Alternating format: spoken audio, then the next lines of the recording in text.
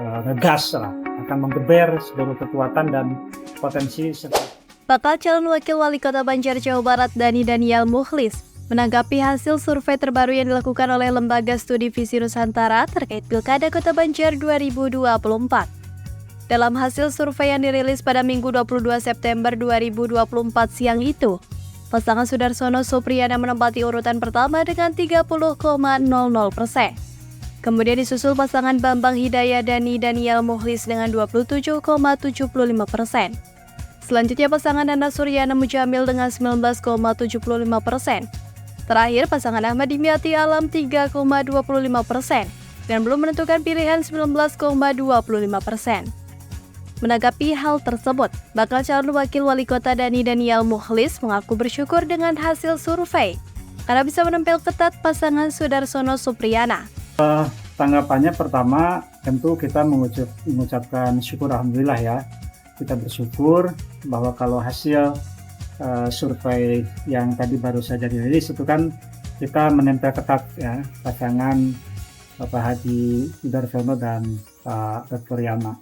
Ia menjelaskan jika dilihat dari hasil survei sebelum berpasangan, elektabilitas dirinya dan Bambang Hidayah berada di posisi bawah. Menurut Dhani Daniel, meroketnya elektabilitas tersebut bisa saja dipengaruhi dari faktor berpasangan. Saya mengira bahwa ini pertama ada efek dari berpasangan. Jadi bagaimana pasangan kami Pak Haji Bambang dengan saya itu juga punya punya potensi ya yang bisa mengembangkan tingkat popularitas dan elektabilitas. Saya bersyukur itu kalau tidak salah kan angkanya 27 ya, 27,5 dengan selisih margin of error 5%. Lebih lanjut, ia mengatakan elektabilitas tersebut merupakan modal yang harus ditingkatkan karena saat ini dirinya belum bergerak secara maksimal. Kita belum bergerak, partai-partai di koalisi kami juga belum sebenarnya bergerak. Kita hanya melakukan konsolidasi internal yang sifatnya memanaskan mesin. Sementara itu dengan sisa waktu saat ini dirinya akan berpacu lebih cepat dan memaksimalkan mesin partai. Selain itu timnya juga akan melakukan beberapa metode kampanye yang diperbolehkan secara aturan.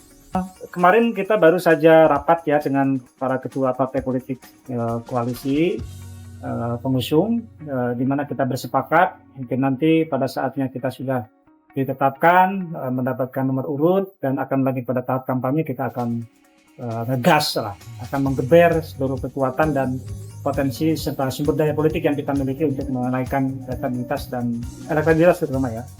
Selain itu dengan adanya 4 pasangan calon wali kota dan wakil wali kota Banjar dan secara regulasi yang mendapat suara terbanyak berapapun selisihnya maka itu pemenangnya. Sehingga dalam hal ini dirinya menargetkan menang banyak dalam perolehan suara.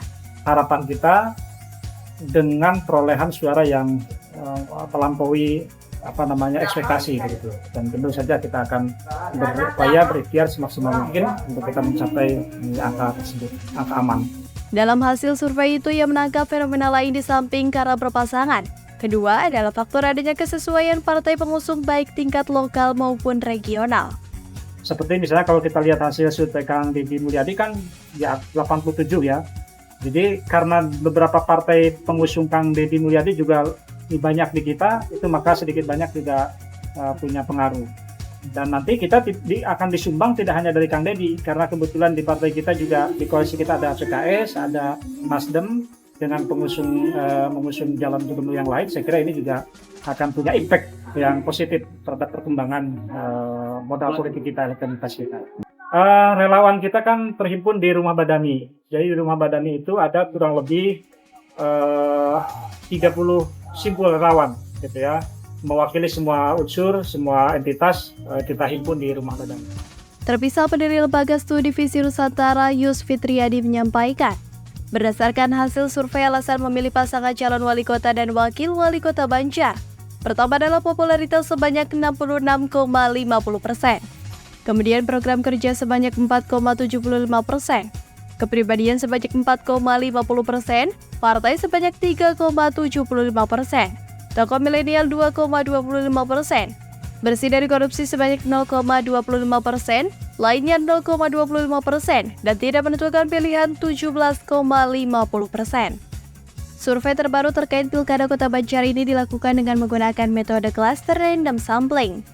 Selain itu, survei juga menggunakan teori Slovin dalam pengambilan sampling. Sandi, Harapan Rakyat, Banjar.